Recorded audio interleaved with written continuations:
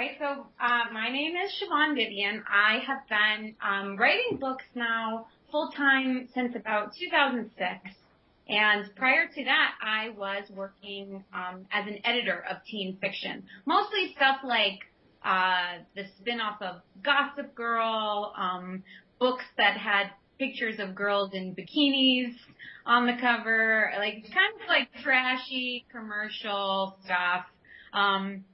I was doing that by day and kind of working on my own stories at night, and also going to get my master's simultaneously at the New School University in New York. And that's where I met my editor, David Levithan, who's also a writer for teens. He's written a bunch of stuff. But David bought my thesis, which was my first book, A Little Friendly Advice. And ever since then, I've been writing full-time, though now I do teach a class here at the University of Pittsburgh called Writing Youth Literature. It's an undergraduate creative writing class specifically for people who are interested in writing like young adult and middle grade fiction, which is awesome because we have a lot of kids who are into that but don't feel maybe necessarily comfortable sharing that in a typical fiction workshop class, where people are writing like serious adult literary fiction and they have a great story about a teenage romance and they feel shy about sharing it. So I get like the most amazing motivated students in there.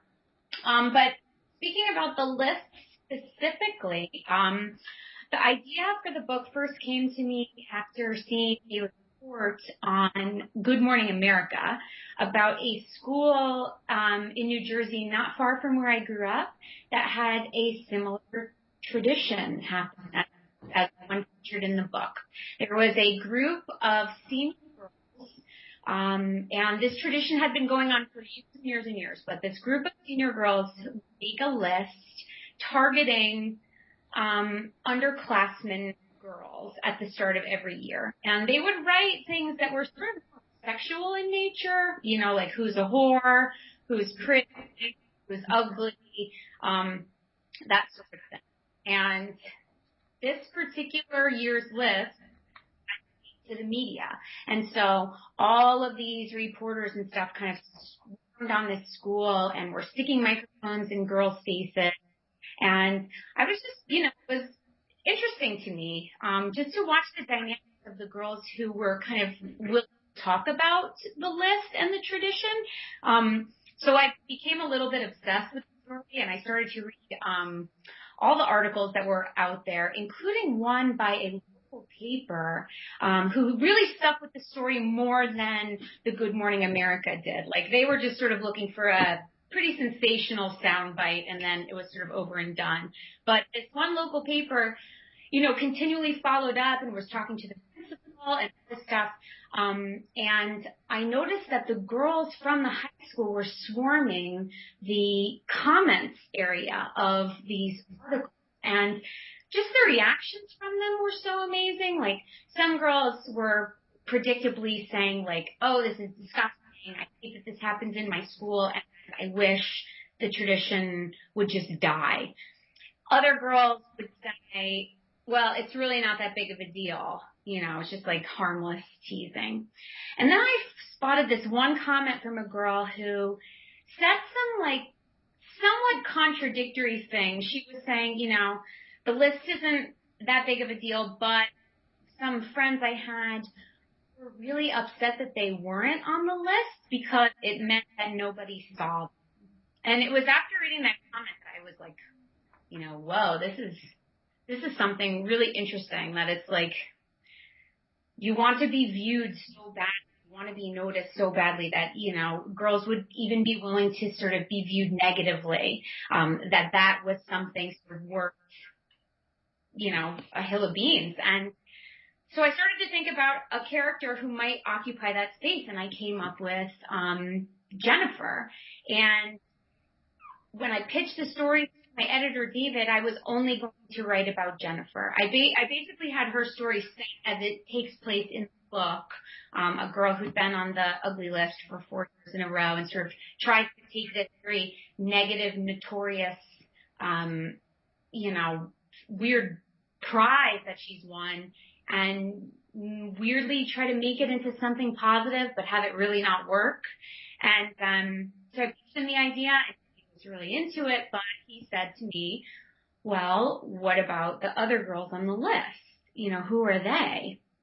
And I sort of like threw up a little in my mouth because having to write a book like that, I'd never even tried to write something in third person, never mind like a multi-character POV book. And, you know, after I sort of let my heart rate come down some, I started to think, okay, well, who maybe were those girls?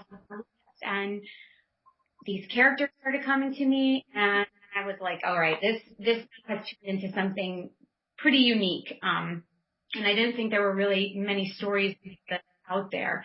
So I started writing it. It was like the most killer book to try to work on. I wanted to die like every day.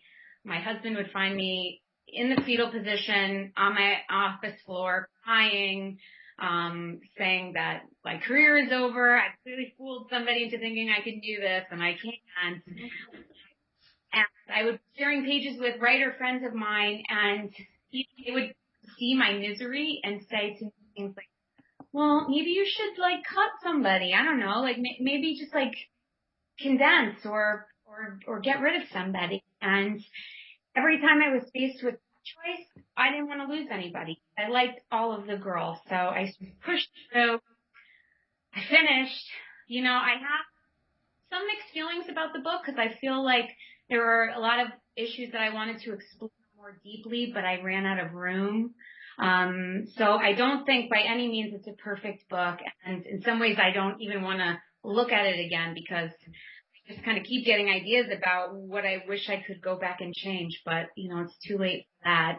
So that said, I am really proud of it, and I've been hearing from a lot of girls who've connected with, you know, one or of any of the 8 characters, and that's great. Usually, you know, the fan mail is you write a typical teenage girl and it sort of mirrors everybody, but in this book it's like people really pick one person and say, oh, so me, or that's so my friend, and to see that I've gotten to feel like connected to girls all over the place who've had all different experiences with just one book has been really awesome. And, you know, I'm definitely very passionate about feminism and sort of challenges that girls face today. And so it's very much become like a passion project for me, this book. So I'm so happy it's continuing to find an audience now. It's almost a year out, but it's still selling really well. So I'm very thankful for that. But that's my general spiel. Becky, should we do questions, or should I talk about anything more in depth? I think you guys want to hear more in depth about it. You got questions to start? Do you want to start? Do you want me to start? Oh, okay. I got you should start. So I guess for me, I read this, and I'll be honest, I've been reskimming. I didn't get a chance to reread it, and I read it, the advanced copy early. But I thought it was really interesting to use the approach that there are consequences and reaction, both positive and negative. And I guess I was sort of surprised. I sort of felt like when Candace in the principal's office says, you know, what do you mean we've all been damaged? It's only the girls, you know, only the girls on the ugliest list. Like, I mean, I think, you know, naively we all know that there's something going to be happening to those prettiest girls, but I think those stories to me were a little more damaging because you just they didn't see it coming. Right. Well, I was trying to really hit on, especially in that scene, I was thinking about, you know, trying to put myself in the place of all of these girls. And I'll say that, like, I really feel like there is a lot of me in each and every girl, and this book is really filled with very personal moments, sort of ripped straight from the pages of my diary, for better and for worse, of moments in my life where I felt, you know, beautiful and horrific, where I wanted to just kind of crawl into a hole. But in that scene in particular, I was just imagining kind of like what a teacher might say to people on the list, and that, like, you know, if we're labeled as ugly by pretty much this consensus that blankets the whole school, and the teacher or principal is going to tell you that like everyone is suffering. I mean, I would laugh in that person's face. I would, at least because initially I'm in my own zone. I have my own blinders on. I'm being called ugly, and I'm looking around the room at, I think she even makes a comment about like, there are actually like girls who are really ugly here, and I'm not one of them. Yeah. And I just feel like that's pretty relatable because we are constantly measuring ourselves up to other people, and we perceive their sort of life experiences to be. So, it was moments like that where I wanted to make sure that the book wasn't like too messagey and too preachy, where, that seemed to me a very appropriate thing an adult would say, and a truth person. But in the moment, in those girls' minds, it certainly isn't going to compute that way. Especially when the girls say something along the lines of, while I appreciate the fact that like she thought we were all going to come together and do something, like it was to each their own. Like we're all dealing with it ourselves. Like we're not all going to band together and be like, we're going to change the culture of the school. And earlier, when I was sort of brainstorming in an earlier version and kind of working on the outline, I thought to myself for a second, maybe like 2 or 3 of the girls might team up to try to find out who made the list. And I was like, no, they wouldn't want anything to do with each other. It's just such a stigma, such a, it puts such a label on them that anything to sort of reinforce that they likely would not want to pursue. It's just embarrassing. Okay. I have a question kind of bouncing off of that.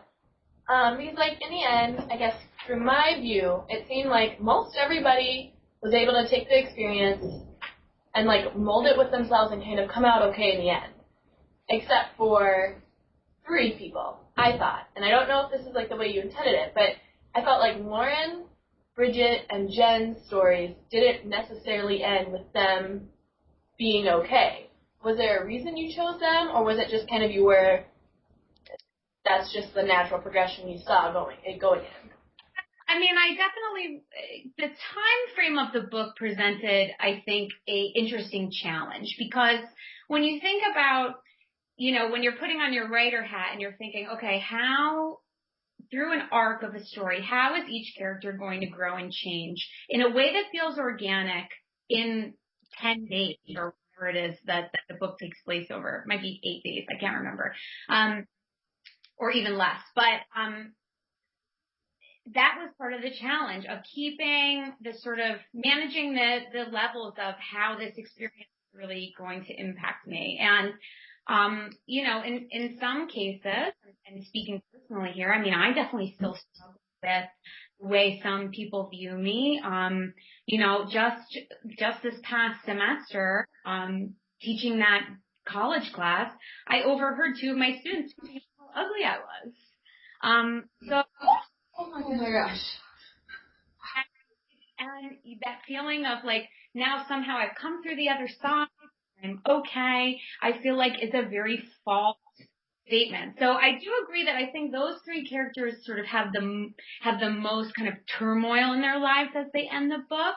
But I also think that, my hope is that sort of everyone is just struggling in some way. Like Danielle, she's not over her boyfriend who left her, and he definitely isn't completely over her too. So I could definitely see that playing out some way. Sarah is not top with a bow. So I was really trying to keep the realism there and make it so nobody sort of emerged at the homecoming dance a happy ending. Even Margot with, Margot, when she gets the crown on her head, she thinks it's going to be the pacifier, and it's the shitty plastic crowns, and then she's got to sit with that feeling, and Jennifer's gone. Who knows if she's going to give the stand back or how that's going to happen, but you get the sense that Margot doesn't even kind of care anymore because she got the thing she wanted. So, yeah, that was definitely something intentional I was trying to make, and I think it hits louder with some characters and not as loud with others. Did you toy with anyone other than Jennifer to be the author? No, I always knew she was going to be the author, but in the earlier drafts of the book, I was doing letters.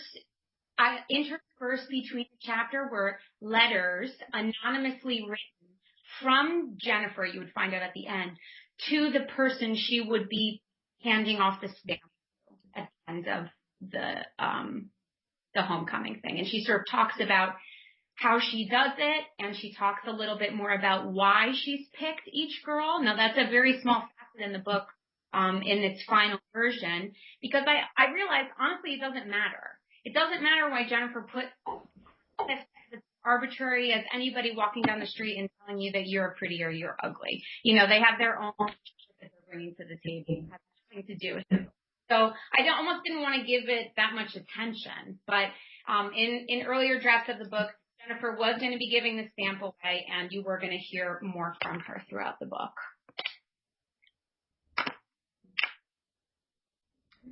Can you tell us more kind of about your writing process and, like, do you ever, get this, like, all of a sudden really great idea for a story, and then you lose, like, interest or you lose inspiration for it, and, like, how you get through that? I am one of those people who writing is terribly painful, always. Really something that I enjoy all that much. Even when I feel like I'm in a groove, then I'm sort of hesitant to even go back and reread that, because my gag reflex of my own talent is pretty intense. That said, like, I cannot do anything else, and I'm constantly thinking up new ideas for stories. And I am a storyteller. I have been since I was a little kid, always looking to have everyone's attention on me and to do a story and make you laugh. That was my whole MO growing up. But with writing, I mean, partially, I've actually found out recently that I'm really bad at forward motion unless somebody is asking. So with basically all of my books, they were pre-sold before I even finished. So it was almost like I was forced to finish them. Well, I right now I don't have a solo thing under contract, and I have been working on something, and I have this like beautiful romantic plan in my head to write a full draft by myself and see what it is, and really like just let inspiration happen to me. And that was like, 2 years ago. I have 30,000 words. I can't do it on my own. I need deadlines, and I need somebody helping me along the way. So I've abandoned that plan, and I'm about to go out with what I hope is my new book, but it's, it's like 80 pages long and an outline. So somebody will give me some money, and I'll have to finish it, so I'll get the rest of the money, and that is helping me get it done. Otherwise, I am like a fixer. I love to go back and rewrite and tinker, and I just get on this hamster wheel that's really hard to get off of. So deadlines are definitely an essential for me. Also, cash.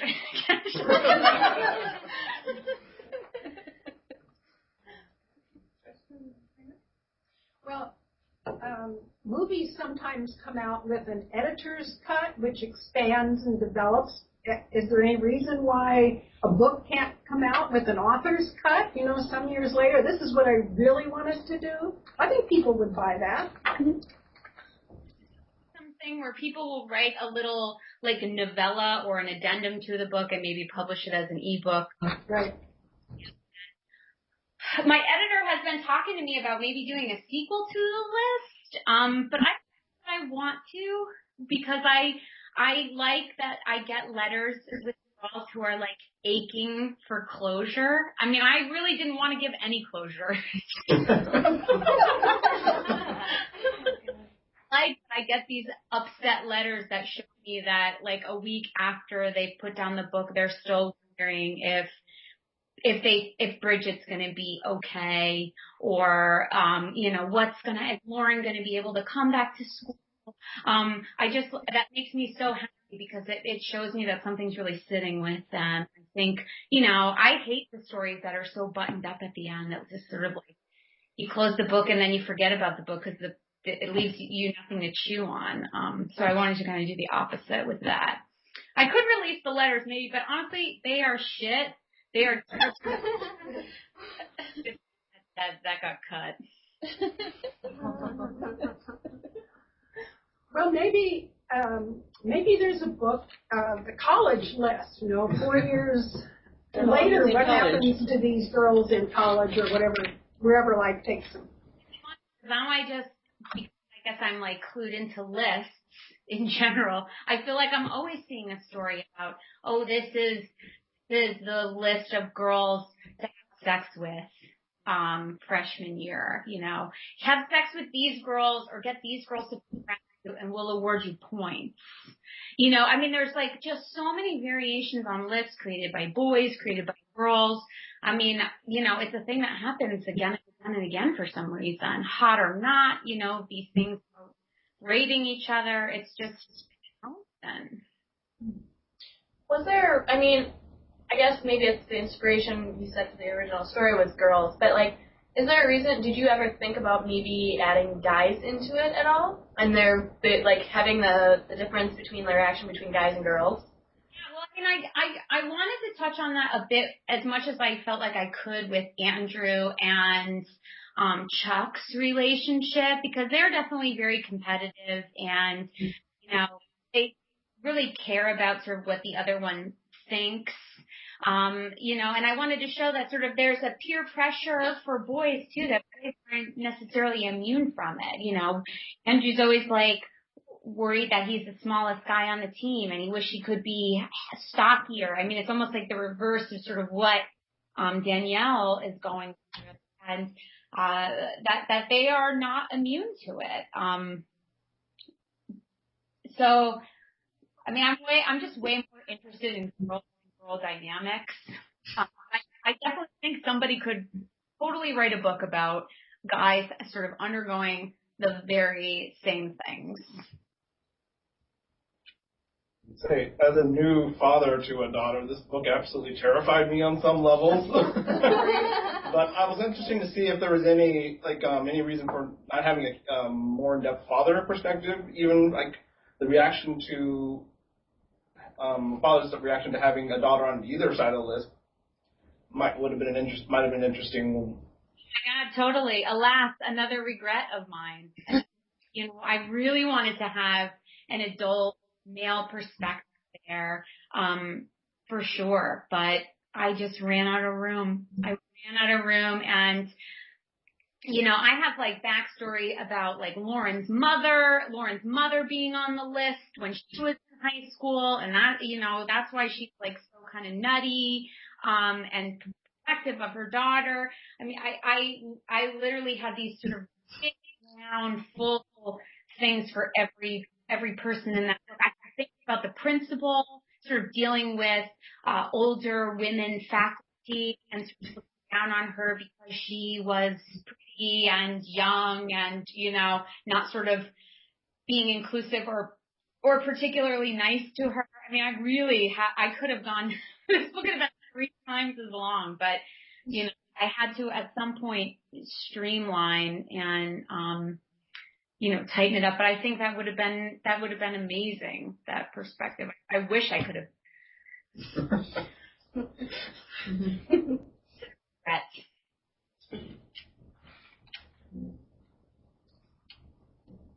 I guess as Diana and I were talking about this when we were trying to write discussion questions for it, one of the things that we came up with, I came from a decently large high school, and Diana went to a decently small high school, and we were trying to pinpoint like how big we felt like the school was, and if that sort of impacted. And we also wondered, we know we got hints this list has been happening for a while, but like you said, now hearing that you were talking about the parents being on the list, like we wondered like how long this had really like been going on. Well, in that way, I was definitely, again, borrowing from the original news story that I had seen. Parents had been on the list. Parents of these girls were Wow. This was a tradition that had gone on, for 30 years. obviously in a different capacity. Like, 40 years ago, people weren't calling each other like a ghetto slut, like they were in this particular version. But there was still this kind of weird level of judging that was happening. So in my mind, it, could have definitely included parents of these kids in there. And as for size, I was basing it off of my high school where you pretty much knew everyone. I was like, my town was about a square mile in New Jersey. It was pretty densely populated, but every class had about 120 kids in it. So you knew everyone. You grew up with everybody. Everybody knew everybody's mom. You knew your friend's younger sister was coming in as a freshman that year. It was intimate in that way. So I think in those cases, they really take on extra weight. Though in a larger high school, that might be the only thing you're known as. No one knows anything about you except you were that girl on the ugly list for 4 years. So, I think it could work both ways depending on, whatever perspective you're putting on it from your own experiences. Yeah, that was kind of where we ended up. We were like, well, it doesn't really matter because we could both see how that would work. Like I said, this book is almost like therapy for me. One particular scene that was straight from my life was the scene with Jennifer making out with that boy, and the door opens and somebody says, "Oh, he must be drunk. He's making out with Jennifer," and like the whole party upstairs laughs. I was writing that scene, and I had completely forgotten that had happened to me, word for word. And I locked it in a jar. I buried it deep down inside of me, and I haven't thought about it since. And so I'm writing this party scene, and I'm starting to read it, and I'm thinking, holy shit. And so I keep but I'm also like, this is gold, this is I'm something out of the fact that like Joe Curry was such an asshole. But that was just the experience of my life, and there are so many of them in there. Like Fern and Abby's relationship is based off my younger sister, my relationship, where my younger sister is nothing like me. She's absolutely gorgeous.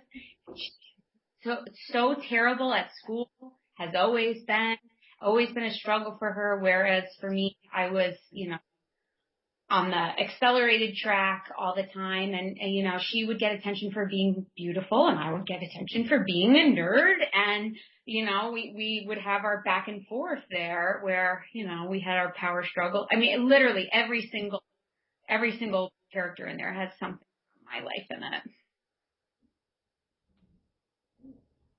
Why do you think traditions like this persist? Why do you think a tradition, even like in that school in New Jersey, why would it be able to go on for that long? Why would it not be stopped? Well, I think that until somebody really puts it under the magnifying glass, like, who cares? Like, people are going to call people names all the time, either write it down or whisper these. I think that, there's a lot of other problems to worry about in high school, aside from some sort of weird tradition like this. And, and I remember in high school,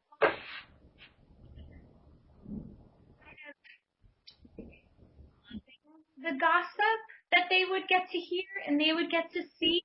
And so in one scene that got cut from the book, because I did have some from the principal's perspective, the principal is sort of in the teacher class. She sees looking at the list, talking about like who was picked and if they thought that was the right person or not. And I think that's pretty real. There'll be the people who want to charge in and stop it, and then there'll be people who are like, this is what high school kids do. And in a weird way, homecoming is like a sanctuary religion. What is it? What does that do? Just it's the unsanctioned. a lot about power dynamics. It's a lot about being seen. It's a lot about, the way you are perceived. It's like some really explosive stuff. A lot of that's like front and center in girls' minds. Oh wait, I want to say this one thing. This is heartbreaking. So like in doing research for this book, I realized that there is a whole culture of YouTube videos. If you go to YouTube and type in the search bar, am I pretty or am I ugly? You will get videos of young girls, about 12 to maybe 15, where they just say, hey, so my name is Melissa and I live in Ohio, and I just want to know whether you think I'm pretty or ugly. Please vote. And so they and the dislike and see strangers. They don't know she's a good sister. She's good with animals. It's no context. It's just the stranger, look at me and tell me how I should be feeling myself. Because the truth is, girls will think, if somebody tells me that I'm pretty, I don't believe them. But if someone tells me I'm ugly, I'm more likely to feel like that's true. And I found that to be just like mind-blowing. But it is a thing that and I mean, I think these girls this is like thousands of girls just basically asking, how should I feel about myself? How should I view myself? Not coming from inside. It's coming from out there. So I can completely buy that like a tradition like this would keep going because there's a want there. Tell me what my worth is. That's deep. Yeah, I know. Bawling looking at these videos. They are so sad, and people are ruthless. There are girls and they're freaking adorable, but it's like, no, thumbs down, thumbs down, thumbs down. Like, it's just the most heartbreaking thing, and it's like happening to everybody. Girls of all different races, ages, like. It's incredible. It's like the biggest problem facing girls today. Well, I think we're gonna wrap up and give you a chance to get back to writing, and we gotta do a little discussion and get some people off to class. A number? I'm like a freak about this now. No problem. And so we do have. I'm actually gonna give you. Would you mind talking a little bit about Burn for Burn? That is the copy of the book we had to give away. So. We've got, everyone has a number. What are we, 1 through 9? Is that what I got? 1 through 10. I got it. Oh, never mind. We got one. So I'm going to have you, if you wouldn't mind talking a little bit about the book and then picking a number between 1 and 10, and we'll give away the copy of the book. Yeah, okay, great. Burn for Burn is basically the more commercially acceptable version of the list, I think, in some ways. It's about bullying, but it's a little glossier package. It's about 3 girls who come together. They are not friends in high school, but come together and they form a secret alliance to get revenge on the people who've done them wrong in high school. And it's a first book, it's a 3-book series, sort of talking about the issues of bullying, the sort of the non-closure that revenge gives you. There's also a sort of mystery about what has brought these girls together and why. There's like I don't want to call it a paranormal element, but there's sort of an interesting thing happening with these girls and sort of why they're brought together and their history. So I'm really proud of the book. The second book is coming out this September. It's done really well. It just got optioned for television. So it's really exciting, and I think it provides some good talking points about bullying that aren't so black and white in terms of bullied. It's a lot about the sort of periphery characters and the roles that they play in that dynamic. Can you tell us a little bit about what you contributed and what Jenny Han contributed, how you worked that out? Well, Jenny and I have been, we met in grad school, and we have been basically like writing BFFs for the last 5 years. I don't write a word and show it to anybody before I show it to Jenny, and vice versa. So She has sort of helped me on all of my previous solo books, and I have done the same for all of her books. We decided that we wanted to try to do something together. So with Burn for Burn, it's a 3 main character kind of rotating POV. And instead of carving the book up by character, we carved the book up by scene to write. And so, we would each write all 3 girls. And it was a really great writing experience. We had a very detailed outline because, like I said, there is a pretty big mystery component. We wanted to be really careful and judicious about the way we let information come out, about these 3 girls.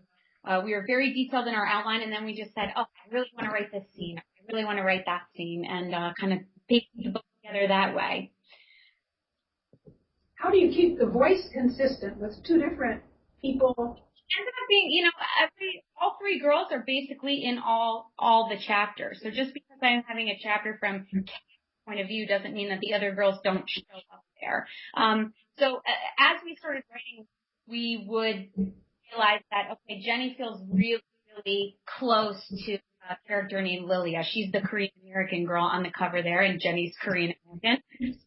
If I would write a Lilia chapter and something in the voice didn't feel right, she would write over me. So we were not like sort of proprietary about our chapters at all, because we're very used to getting into each other's work and sort of messing around there. So, we went through every single word of this book together. So, in many ways it's hard for us to say, at the end of the day, you wrote this scene and I wrote that scene, because we were true collaborators on every page. Well, sounds like a really exciting partnership. I'm anxious to read it. It was awesome. We did the book talks for a lot of it. So we would have a Skype window open and be talking to each other and working on the same document. I could see her cursor and she could see mine. And we would scroll through word for word. So I would highlight a joke and I'd say, this feels like flat. Spell this. And I'd type something and she'd go, you know what, just change this here and let's punch that up. And then we would just sort of roll through the document like that. It was like a live theater almost. Fun. Well, I think I'll ask you, what did I say, 1 through 10? Seriously, I can remember these things, I promise. So I'll ask you for a number from 1 through 10. Lucky number 4. Number 4. Oh, that's me. It's Megan.